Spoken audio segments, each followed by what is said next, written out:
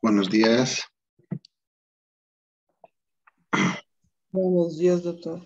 Vayan prendiendo sus cámaras, por favor. Buenos días, doctor. Buen día. Bien, esta clase vamos a destinar netamente a conocer todo lo referente a síndromes coronarios. Los síndromes coronarios, bueno, pues hoy en día han tomado bastante importancia por el hecho de que hay bastante paciente que lamentablemente tiene muchos factores que conllevan a que padezcan, ¿no?, de estos síndromes coronarios.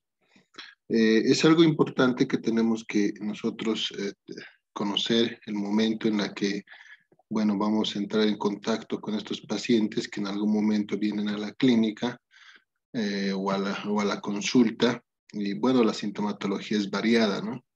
Entonces, nosotros tenemos que tener en cuenta que cuando estamos en contacto con estos pacientes, el diagnóstico en algunas circunstancias tiene que ser preciso y tiene que ser lo más antes posible para evitar un daño irreversible dentro de lo que es la estructura cardíaca. Vamos a iniciar siempre mencionando o haciendo algunas diferencias entre lo que es una isquemia y una lesión o una injuria cardíaca, que son dos cosas distintas. A veces, bueno, nos llegamos a confundir o a veces no entendemos esta situación y la conducta, desde luego, es muy diferente en cada una de estas. Y también la importancia o el momento en el que se hace el diagnóstico dependerá la conducta que se va a tomar a posterior. Bien, sabemos muy bien que el corazón tiene una irrigación, ¿no? Tiene una irrigación, así como todos nuestros órganos, el corazón también tiene una irrigación, sangre que nutre tanto al miocardio, al pericardio y al endocardio, a todas las capas del corazón. Este componente importante que ayuda en el funcionamiento, en algún momento puede también estar disminuido en cuanto a lo que es el flujo por alguna otra situación referente a una obstrucción arterial. Si recordamos, en clases previas habíamos comentado que, bueno, el corazón está irrigada por dos grandes arterias, ¿no? Por un lado, la arteria coronaria derecha, por otro lado, la arteria coronaria izquierda, que daba origen a otras dos ramas, que son la descendente anterior y también la circunfleja. Estas arterias son importantes dentro de lo que es el flujo cardíaco, dentro de lo que es la irrigación cardíaca, puesto que en algún momento de la vida estas arterias se pueden obstruir, ya sea de forma parcial, hablemos de un 60-70%, o incluso pueden obstruirse de una forma total, ¿no? Entonces, Doctor, ¿sí? ¿usted está pasando los slides o no? No, todavía, no se preocupe.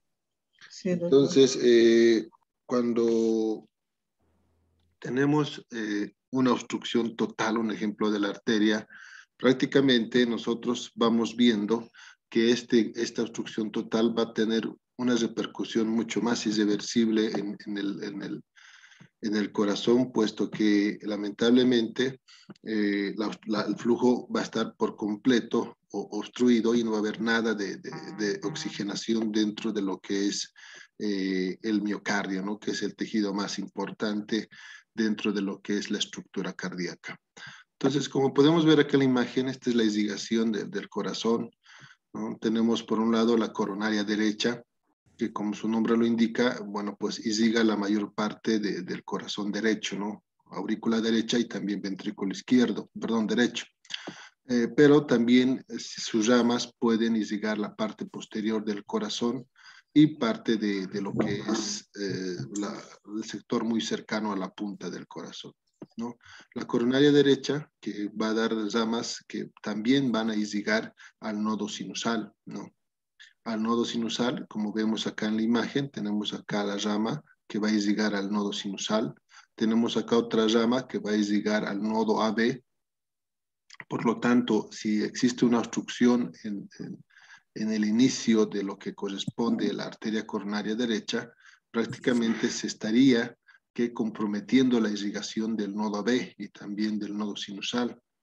Y mencionarles, ¿no? Algunos pacientes que, bueno, pues lamentablemente están sufriendo un infarto o una obstrucción de esta arteria, incluso llegan a necesitar marcapaso, pero no es porque esté mal el sistema de conducción cardíaco, sino es que las células que conforman el nodo sinusal y el nodo AB no están recibiendo una irrigación apropiada por la obstrucción de la arteria e inmediatamente existe una disfunción en el sistema de conducción cardíaco, ¿no? Entonces, en algunas circunstancias, también la coronaria derecha puede dar origen a una rama marginal derecha, como vemos acá, que irriga gran parte de la parte inferior y de la parte posterior del corazón. Pero también tenemos otras ramas acá diagonales que se encargan de irrigar gran parte de la parte anterior también del corazón. Si bien no es tan importante estas ramas que vemos acá, pero bueno, pues su obstrucción puede estar, luego, tal vez no ser significativa, ni tampoco mencionar alguna clínica en el momento de que exista una alteración de estas ramas que son muy delgadas, son muy finas, y que va a haber otras ramas que van a irrigar esos sectores. Por eso es que tal vez estas ramas pequeñas, delgaditas, su alteración no implicaría en un cuadro clínico cuando el paciente está cursando con algún problema. Las ramas más importantes, como ser la coronaria derecha, y también muy importante saber que del 100% de los pacientes se menciona que la coronaria derecha en un 15% de la población total puede dar origen a la descendente posterior. La descendente posterior es una rama de la coronaria derecha. Si bien no es muy común, pero bueno, pues en un porcentaje mínimo se lo puede encontrar. Otra rama importante que, bueno, pues implica muy relevante el funcionamiento, el flujo de esta, es la coronaria izquierda. La coronaria izquierda, como vemos acá, es una rama prácticamente que va a dar origen a otras dos. Por un lado, la circunfleja, que va a irrigar la parte lateral del corazón o del ventrículo izquierdo, más específicamente, y la descendente anterior. Pueden apagar sus micrófonos, por favor. No sé de quién está prendiendo su micrófono. Y acá tenemos la descendente anterior, ¿no? La descendente anterior, como vemos, va a irrigar gran parte de la cara anterior del ventrículo izquierdo y también la punta del corazón.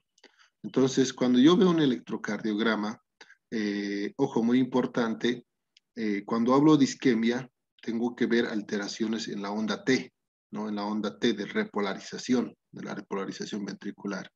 Entonces, esta onda T va a presentar en algún momento una alteración, y esta alteración se relaciona con isquemia. Muy diferente es hablar de lesión o injuria cardíaca, o para que me entiendan, de un infarto agudo de miocardio. Una lesión cardíaca se relaciona con lo que es el electrocardiograma, alteraciones en el segmento ST. Si recordamos, cuando hablábamos de electrocardiograma normal, teníamos por un lado la onda P, que representaba la despolarización auricular, el segmento PR, que, bueno, pues este segmento era una línea isoeléctrica que era producto del retraso del nodo AB, que permitía el llenado de los ventrículos, para posteriormente tener el complejo QRS, que es la representación de lo que corresponde a la despolarización ventricular. Pero entre el complejo QRS y la onda T había un segmento, el segmento ST. Este segmento ST es una línea isoeléctrica, ¿no? Que en ningún momento sube y baja. El momento en el que esta línea isoeléctrica se va para arriba, o sea, se dirige arriba, estamos hablando de un supradesnivel, que lo vamos a ver después, no se preocupen. Y si se va hacia abajo, ¿no? De la línea de base, automáticamente hablamos de un infradesnivel. La alteración en el segmento ST se relaciona con lesión o injuria cardíaca. Esta alteración bueno, pues tiene una conducta mucho más, se podría decir, preocupante, puesto que ver un supra o un infradesnivel implica que una persona que una persona está sufriendo un infarto y que tenemos muy poco tiempo para poder revertir esa situación. Lamentablemente, la obstrucción de estas arterias, ya sea de la descendente anterior, ya sea de la circunfleja, implica que por un lado podamos ver alteraciones en el electrocardiograma, pero si el flujo sanguíneo es mayor o pasa mucho tiempo desde el diagnóstico hasta su tratamiento, implica que muerte celular, ¿no? Y si un paciente tiene muerte celular en un área determinada del corazón, eso implica que ya no exista una contracción apropiada, porque muerte celular implica disfunción de un sector específico del ventrículo izquierdo o ya sea del ventrículo derecho. Cuando nosotros vemos un electrocardiograma, ojo, muy importante, vemos más que todo, desde luego, las derivaciones que me detectan las áreas del ventrículo izquierdo, porque recordemos que el ventrículo izquierdo es el que se infarta más comúnmente, ya que este ventrículo izquierdo tiene más tejido, necesita más irrigación y tiene también más alteraciones. Un ejemplo, la hipertensión arterial. El paciente que es hipertenso, lamentablemente, puede conllevar a la larga a una hipertrofia ventricular izquierda. Y si este paciente tiene una obstrucción de las arterias coronarias, ya sea la coronaria izquierda, la descendente anterior o la circunfleja, y en algún momento este ventrículo se hipertrofia, entonces va a requerir más sangre. Y si hay una obstrucción en la arteria, lamentablemente no se le va a proporcionar esa sangre y puede desde luego conllevar a un infarto con más prontitud. Por lo tanto, es importante que nosotros siempre nos orientemos, ¿no? Y por eso les estoy mostrando esta imagen, para que cuando hablemos del electrocardiograma, ustedes se den cuenta, ¿no? Si la descendente anterior irriga la cara anterior y también la punta, entonces hay derivaciones que me pueden decir, que me dicen que, bueno, pues el infarto se está llevando en la cara anterior, el infarto se está llevando en la cara lateral, o el infarto se está llevando en la cara inferior, ¿no? Y para poder nosotros diagnosticar un infarto del ventrículo derecho, yo lo que tengo que hacer es cambiar los electrodos del lado izquierdo al lado derecho para poder detectar mejor los impulsos provenientes del sistema de conducción y tener, bueno, pues una imagen ya sea con alteración en la onda T o ya sea con alteración en el segmento ST, ¿no? Entonces, eso es importante y a veces, bueno, esto no se entiende mucho, pero les recalco, el tema que se va a explicar ahora, primero lo vamos a destinar a hablar netamente de isquemia. Isquemia, ¿qué quiere decir? Isquemia quiere decir bajo flujo, pero ese bajo flujo se produce ¿por qué? Por una obstrucción parcial de la arteria. No es una obstrucción total o casi total, que es el caso de una lesión. En una lesión cardíaca o un infarto agudo de miocardio con supra o con infradesnivel, existe una obstrucción total o una obstrucción casi total, ¿a qué me refiero? Del 100% o del 90% de la luz arterial. En la isquemia generalmente no es así. La obstrucción suele ser del 50, 60, 70%, y que, bueno, pues el paciente va a presentar sintomatología solamente cuando se presente un esfuerzo o algún tipo de estrés que condicione mayor requerimiento de oxígeno por el mismo corazón. Bien, entonces acá podemos ver imágenes muy interesantes. Por un lado tenemos una arteria donde, bueno, tenemos una obstrucción parcial en una primera instancia y posteriormente vemos que hay una obstrucción total, ¿no?, de la sangre. Por otro lado, acá podemos ver una visión un poco más macroscópica que me está indicando, por un lado, que hay una obstrucción total de la arteria y que no existe flujo sanguíneo en un lugar específico del corazón. Si vemos, esta arteria es la coronaria derecha, ¿no? La coronaria derecha está obstruida y por lo tanto no hay flujo sanguíneo que llegue al ventrículo derecho. Bueno, acá en esta situación me atrevo a decir que el infarto se está produciendo en el lado derecho del corazón y que lamentablemente esto, si continúa esta obstrucción total, va a conllevar a muerte celular y por consiguiente una disfunción de lo que es el funcionamiento cardíaco. ¿Qué es lo peor? ¿Qué es lo peor que puede pasar? El paciente que se esté infartando puede llegar a una muerte o en todo caso de repente puede salir del infarto o evolucionar sin que se dé cuenta pero lamentablemente se va a complicar ¿con qué? Con una necrosis celular, y la necrosis celular a la larga se va a traducir en insuficiencia cardíaca, ¿no? Entonces, eso es lo que está pasando lamentablemente. Hoy en día los pacientes que están con insuficiencia cardíaca implican mayor gasto, ¿no? Ya sea, bueno, pues para el seguro, un ejemplo. Un ejemplo, bueno, pues en la Caja Nacional nosotros tenemos pacientes que lamentablemente sufrieron un infarto, un ejemplo, hay varios que no acudieron en su momento a la consulta, no fueron diagnosticados de forma oportuna y que lamentablemente hoy en día están con datos de insuficiencia cardíaca y que tienen que tomar medicamentos de por vida, ¿no? Y eso implica que un gasto para el seguro es un gasto para, desde luego, el sistema de salud. Y si queremos evitar eso, de que el paciente llegue lamentablemente a una situación de insuficiencia cardíaca, por lo tanto, tenemos que diagnosticar lo más pronto posible este tipo de alteraciones. Bien, entonces nosotros tenemos que ir analizando poco a poco y tenemos que ir viendo, bueno, algunas imágenes que les he colocado para poder entender mejor esto que se relaciona con lo que es el flujo sanguíneo, ¿no?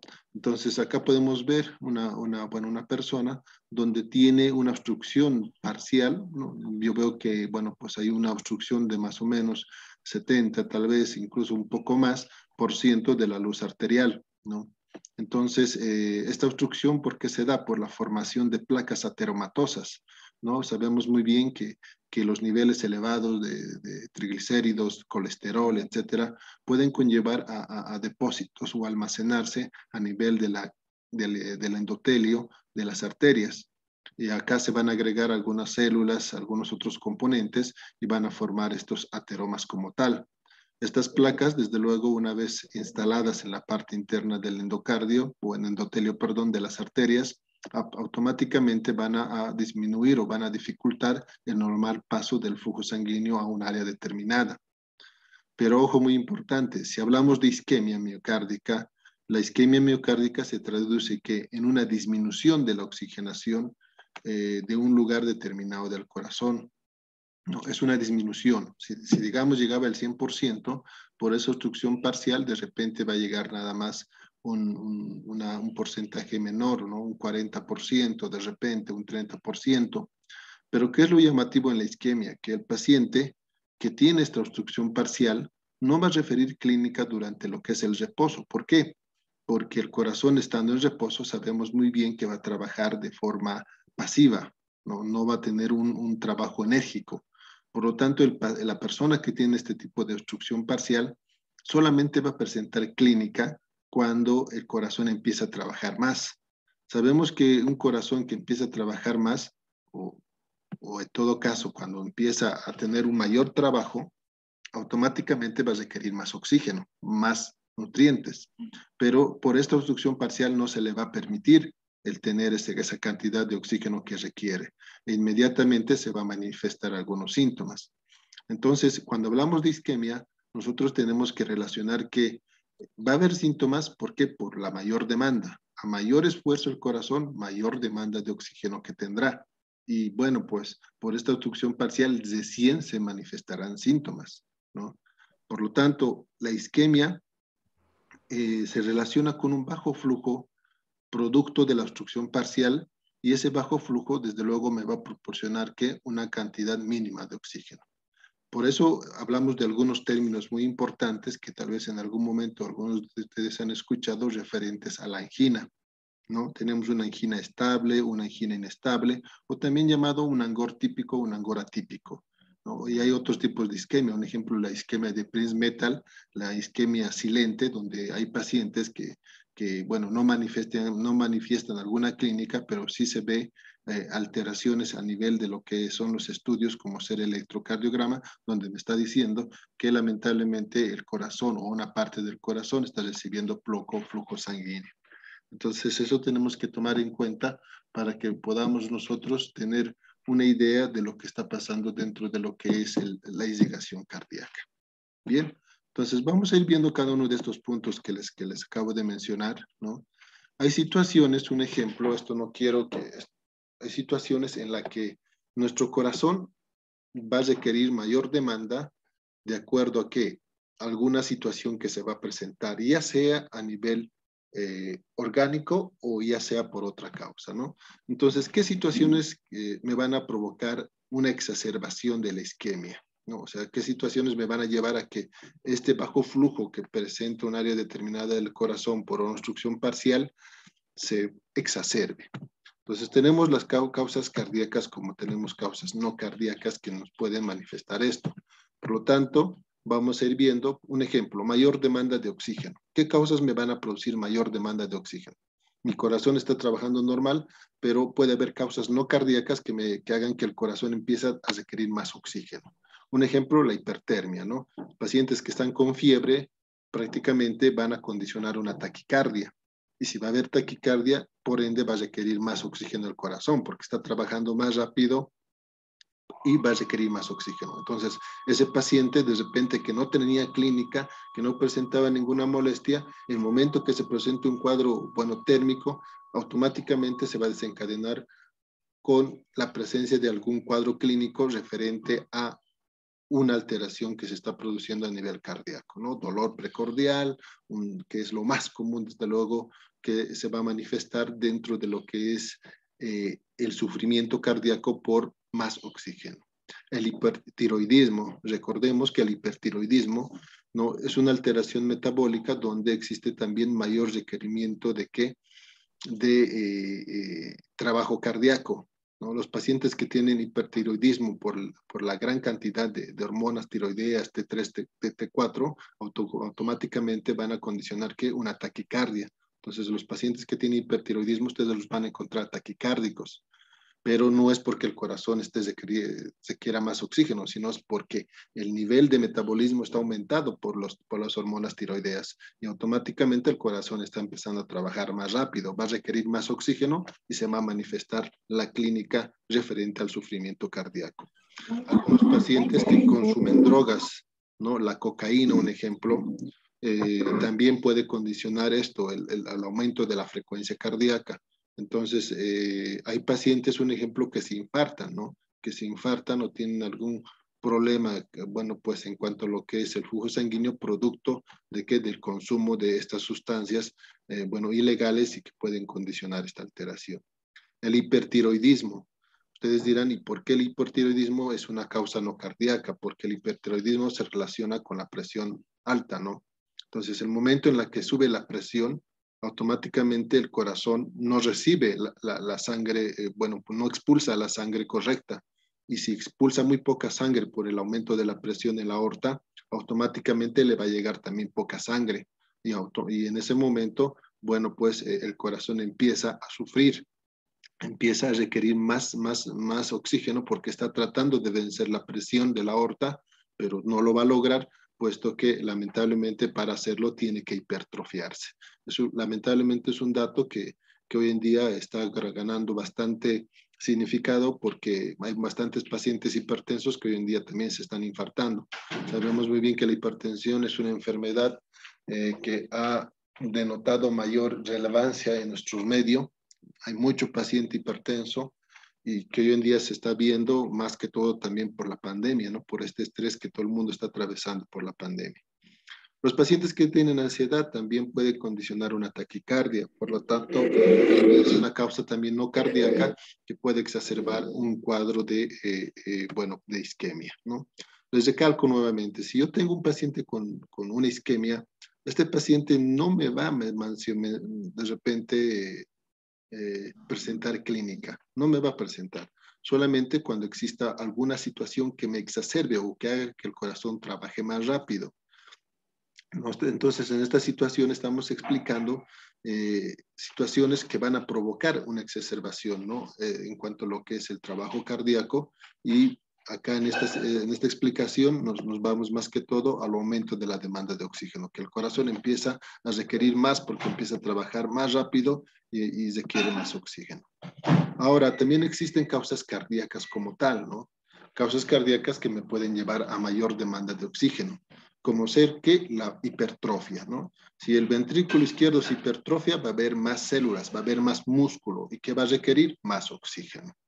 Una estenosis aórtica, lo mismo. Si hay una estrechez, y habíamos hablado ya en temas previos de la estenosis aórtica, si existe una estrechez de la válvula aórtica, ya sea, bueno, pues una estenosis severa, hablando de un área valvular menor a 1 centímetro, o también en algunos casos una estenosis aórtica moderada, donde el área valvular va de 1.5 hasta 1, prácticamente, bueno, pues va a existir muy poco flujo de sangre que va a salir por el ventrículo izquierdo, y automáticamente va a llegarle poca sangre al mismo músculo del ventrículo como tal. Por lo tanto, también es una causa que te va a producir mayor demanda. Las cardiomiopatías dilatadas, ¿no? Cuando el corazón se dilata, ¿no? Entonces va a perderse esa facultad de bomba, no va a expulsar mucha sangre y por lo tanto al llegarle poca sangre va a existir mayor demanda de oxígeno. Las taquicardias, ¿no? Las arritmias, algún grado bueno, arritmias comunes como ser la taquicardia ventricular y la taquicardia supraventricular. La taquicardia supraventricular y la taquicardia ventricular son situaciones en las que el corazón se acelera, ¿no? Por una alteración en el sistema de conducción. Esta mayor aceleración por la estimulación en el sistema de conducción cardíaco, que es mayor, automáticamente también va a condicionar un mayor requerimiento de oxígeno. Bien, entonces son situaciones, nuevamente les recalco, donde el corazón va a requerir mayor oxígeno, el corazón va a requerir mayor flujo y bueno, pues ante esta situación se va a recién presentar algún cuadro clínico que lo vamos a ver a posterior. Pero no solamente tenemos situaciones en las que va a existir una exacerbación por la mayor demanda de oxígeno, también tenemos situaciones en las que va a existir una disminución del aporte de oxígeno. ¿A qué me refiero? Le va a llegar poca sangre al corazón por otra causa. Es muy diferente la anterior diapositiva que vimos, era que el corazón requería más oxígeno por alguna alteración. Acá, ante todo, ¿por qué puede existir una disminución en la oxigenación? Generalmente por alteraciones a nivel de lo que corresponde al sistema hematológico. Un ejemplo, las causas no cardíacas, la anemia, ¿no? Un paciente que está cursando con una anemia y tiene una obstrucción de repente de las arterias, automáticamente va a existir una disminución en lo que es el aporte de oxígeno. ¿Pero por qué? Por la anemia, ¿no? Por la disminución en cuanto a lo que son los glóbulos rojos o la hemoglobina. Sabemos muy bien que la hemoglobina se encarga de transportar el oxígeno. Por lo tanto, si va a haber una baja luego de estos glóbulos rojos y de la hemoglobina, se va a transportar poco oxígeno y automáticamente el corazón va a exacerbarse, va a empezar a sufrir por el poco oxígeno que se está recibiendo. Pacientes con hipoxemia, algún grado de hipoxemia que presenten por diferente causa, igual va a haber poco oxígeno que se va a llegar a llevar al corazón como tal, más la obstrucción que tiene, se va a exacerbar el cuadro isquémico. Patologías pulmonares, neumonía, asma, ¿no? En todo caso, son situaciones que se relacionan más que todo con alteraciones en el flujo de oxígeno en los pulmones. Por lo tanto, esta situación también va a exacerbar mi cuadro isquémico si se va acompañado de esta situación. O sea, hay varios pacientes que tienen problemas pulmonares y que se infartan, ¿no? Entonces, en esa situación yo puedo pensar que lamentablemente mi paciente tiene una isquemia y que por el bajo flujo de oxígeno esta isquemia desde luego ha evolucionado a un infarto como tal. Entonces la situación acá se complica, pero es por la baja demanda de oxígeno producto de mi patología pulmonar que está afectando la oxigenación en algún lugar específico del corazón como tal.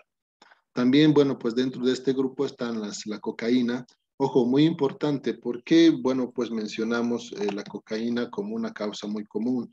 Se menciona que la cocaína puede producir espasmos arteriales y conllevar estos espasmos a que, bueno, pues se dificulte el paso de la sangre a un lugar determinado, ¿no? Entonces, si mi arteria tiene un espasmo, automáticamente se está cerrando la arteria. Se está cerrando y al cerrarse va a dificultar el paso de la sangre y la normal oxigenación de un lugar determinado del corazón. La hiperviscosidad, ¿no? ¿A qué nos referimos acá? Un ejemplo, la eritrocitosis, ¿no? Los pacientes que tienen gran cantidad de glóbulos rojos, o el término antiguamente se hablaba de poliglobulia. Hoy en día ya no se maneja ese término, se maneja el término de eritrocitosis, que me quiere decir que hay una gran cantidad de glóbulos rojos. Ustedes saben muy bien que si existe una gran cantidad de eritrocitos, la cantidad de oxígeno que se va a transportar también no es la adecuada. La cantidad de... apaguen sus micrófonos, por favor. Y bueno, algunas otras causas hematológicas, ¿no? Como ser la leucemia, la trombocitosis, etcétera, son situaciones relacionadas a la falta o al deterioro en el transporte de oxígeno. Entonces, lo mismo, ¿no? Acá se va a exacerbar el cuadro isquémico, pero por el bajo flujo de oxigenación que está llegando a un área determinada del corazón.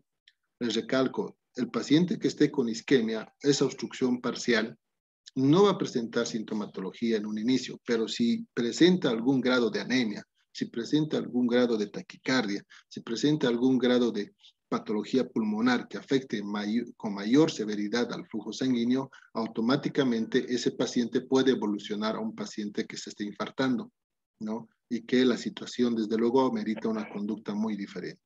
Entonces, nosotros como personal médico tenemos que detectar estos pacientes.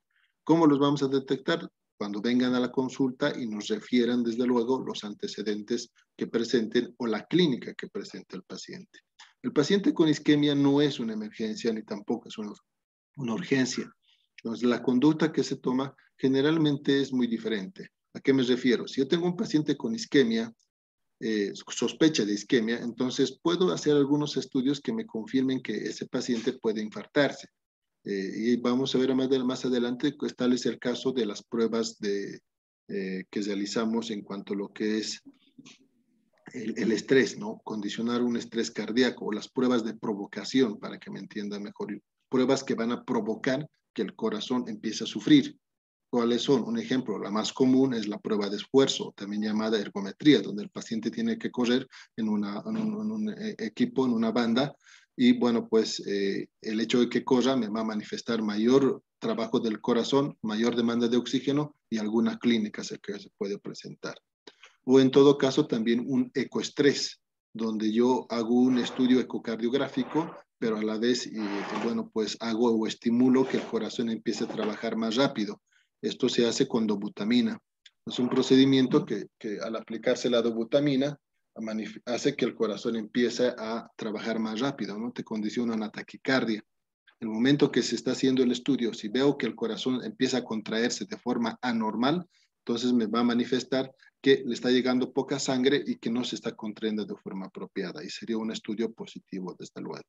Entonces, son algunas pruebas que nosotros realizamos dentro de la consulta para poder prevenir que en un futuro mi paciente se esté infartando, puesto que el infarto o el síndrome coronario con elevación del segmento ST es una emergencia, ¿no? Entonces, ¿qué es una emergencia? Es una situación donde está en riesgo la vida del paciente, que tenemos muy corto tiempo para poder darle una colaboración, una ayuda para, bueno, evitar una complicación mucho más seria. Porque saber, ¿no? Que los pacientes, algunos pacientes que se infartan pueden inmediatamente fallecer. ¿Listo? Entonces, también pueden haber algunas causas cardíacas que me pueden llevar a una disminución del aporte de oxígeno. Generalmente, bueno, acá también está incluida la estenosis aórtica porque sabemos muy bien que el flujo va a ser muy poco, muy disminuido durante la expulsión por la aorta como tal, y algunas cardiomiopatías hipertróficas, ¿no? O sea, alguna causa que me conlleve a una hipertrofia ventricular y que esta hipertrofia ventricular, desde luego, conlleve a una disfunción del ventrículo izquierdo con poco aporte o con poca expulsión de la sangre y poco aporte de oxígeno al mismo miocardio del corazón como tal. Doctor, solo por el electrocardiograma se puede detectar la isquemia, o sea, solo por la alteración de la onda T se puede decir que tiene la isquemia, o es necesario realmente las pruebas que ha dicho? Bueno, mira, a veces algunos pacientes pueden venir a la consulta con un electrocardiograma normal, ¿no? No siempre vamos a encontrar alteraciones en la onda T. Ante esta situación, bueno, nosotros nos tenemos que guiar siempre con la clínica, ¿no? La clínica es la que siempre va a mandar, pero nosotros como médicos tenemos que también tomar otro punto importante, que son los factores, ¿no? Un ejemplo, si tengo un paciente obeso, tengo un paciente que tiene muchos elevados niveles de de colesterol, triglicéridos, es un paciente diabético, es un paciente que fumaba de repente, y es un paciente que tiene malos hábitos, o en todo caso, hoy en día también estamos hablando del factor genético. ¿A qué me refiero? Que si digamos mi papá se infartó, hay una probabilidad de que también yo me infarte, porque hay una predisposición genética a que exista un compromiso en cuanto a lo que es la obstrucción arterial o a la mayor predisposición de formación de placas ateromatosas. Entonces, el momento que el paciente viene a la consulta y tú ves un electro de repente normal y él te refiere un dolor típico a nivel cardíaco y tiene factores, tú puedes indicar desde luego la realización de un test de provocación. ¿Por qué? Porque tienes datos relevantes que te están sugiriendo de que de repente tu paciente se quiere infartar, ¿no? O tiene probabilidad de infarto. Pero bueno, si yo tengo un paciente que ya veo alteraciones en la onda T y tienes algunas dudas en cuanto a lo que es la clínica, entonces también puedes pedir estos estudios de provocación. ¿Qué es lo que pasa? Que cuando tú tienes un paciente con isquemia, tú tienes que fundamentar el hacer un estudio de coronario o coronariografía y más angioplastía si se queriese el caso. ¿A qué me refiero con coronariografía? La coronariografía es nada más que el estudio de la visualización de las coronarias con un contraste. Yo introduzco un contraste y veo cómo están las coronarias, ¿no? Cómo está la luz de las coronarias, si están permeables, si no están permeables. Y si no lo están, bueno, automáticamente va a haber alteraciones en el flujo de ese contraste. Inmediatamente que si veo que hay una obstrucción, entonces puedo iniciar la angioplastía. ¿Y qué es la angioplastía? Es nada más que el implante de los stents, ¿no? Un stent, para muchos, para poderlos orientar, es como esos resortes. Algunos han debido ver los lapiceros que tienen pequeños resortes. Más o menos se asemeja a esa estructura a los stents. Yo lo coloco en el lugar donde existía la obstrucción, lo dilato el stent y favorezco el flujo de lo que es la sangre, ¿no? Entonces, bueno, lo vamos a ver eso al final del tema porque tenemos algunas imágenes de algunos estudios que hemos realizado. Por lo tanto, bueno, pues nos va a servir para la explicación. Pero bueno, a tu pregunta, como me decías, si yo tengo un paciente que va a tener la clínica, tiene los factores, tú puedes pedir un test de provocación, ya sea el test de esfuerzo o el ecocardiograma por estrés. Mucho dependerá de que si el paciente tiene la capacidad, ¿no?, de poder correr, porque si estamos hablando de un estrés, el paciente tiene que correr. O sea, hay algunos pacientes que son añosos, que por la edad o sufren de algún problema articular, una artritis reumatoide, o tienen algún desgarre de algún músculo, etcétera. Automáticamente en ellos tú no les puedes pedir un ecoestrés. Entonces, con ellos tendrás que condicionar la realización de en ellos en los que no pueden realizar deporte, en los que no pueden tener actividad, indicas el ecoestrés. Aquellos que puedan hacer actividad, aquellos que puedan de repente tolerarte el correr, entonces indicas la prueba de esfuerzo o también llamada ergometría. Bien. No sé si tienen alguna pregunta más. No, doctor, gracias. No, doctor, gracias. Bien, entonces, hablando de las anginas, si se corta el zoom, entramos nuevamente, ¿no? Al mismo. Hablando de las anginas, la angina es isquemia. O sea, angina es igual a isquemia, así para que no haya confusión, ¿no? Tenemos la angina estable, la angina inestable, la isquemia silente y la angina de Prince-Metal. Son estas cuatro las que generalmente encontramos dentro de lo que es el diagnóstico de estos pacientes. La angina estable es también llamada angina crónica. ¿Por qué? Porque esta angina generalmente se presenta en algún momento dado, especialmente durante el estrés, ¿no? Algunos de ustedes han debido escuchar de que el paciente